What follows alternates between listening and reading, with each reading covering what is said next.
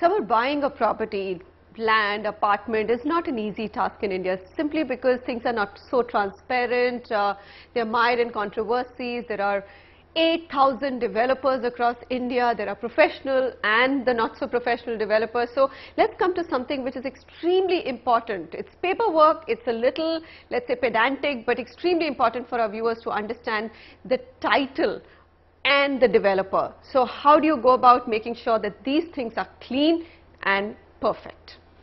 You know, Manisha, this becomes very important for people to look at, because even if their projects get delayed, if the title is clear, they will always benefit in terms of appreciation. So even delays are not a problem, but titles being problematic is a big issue. The way to do this is, first of all, to actually ask to see the land title, specifically yourself. The second thing you must do is look at what is the state government's policy where the project is located. What is the state government's policy for allotting land? For example, in Noida, which is in UP, you will find that the developers have to pay over 10 years. So they haven't even fully paid for most of the land parcels. So that is something the customer should be aware of. So examining title, looking at these 2 or 3 things is very important, and the whole legality of the process. So after title, they must examine the conversion documents to make sure that the land has been converted for a commercial development or a residential development. And the third most important thing to look at is whether the plans have been sanctioned or not.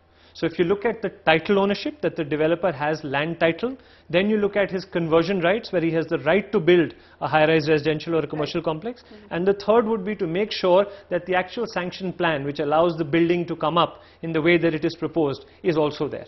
So rightfully, when I'm going to buy an apartment, I can ask the developer for all these 3 things?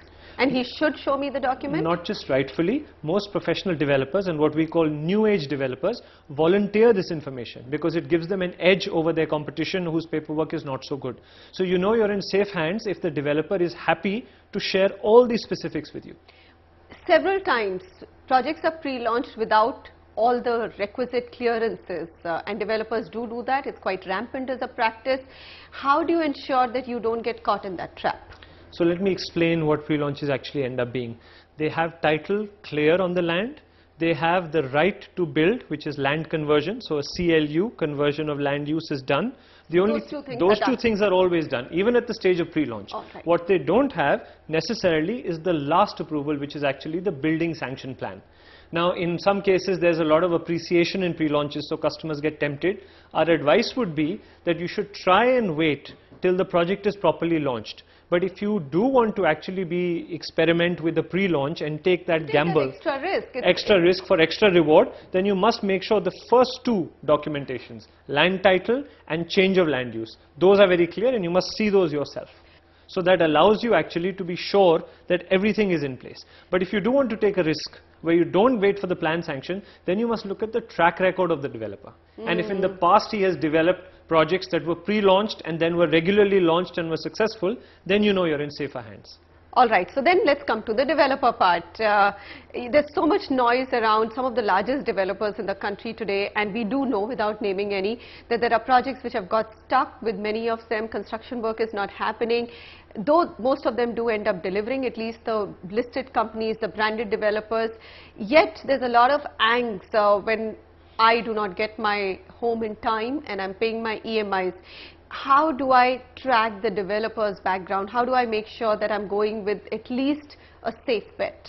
You must check the reputation of the developer and what his past track record is. That gives it away for sure. Second of all, when you meet the developer and you engage with them, you get a sense of whether their way of dealing is professional. Are they likely to look after you? Are they likely to turn their back on you? Are they looking for short-term profits? This sense you must get. And most people who are making such an important decision of buying a home are very well equipped to gauge what the sense of the developer is. So if you trust your own gut and you actually do reference checks and speak to other customers from previous projects, you can get a fair idea of where this is going to end up.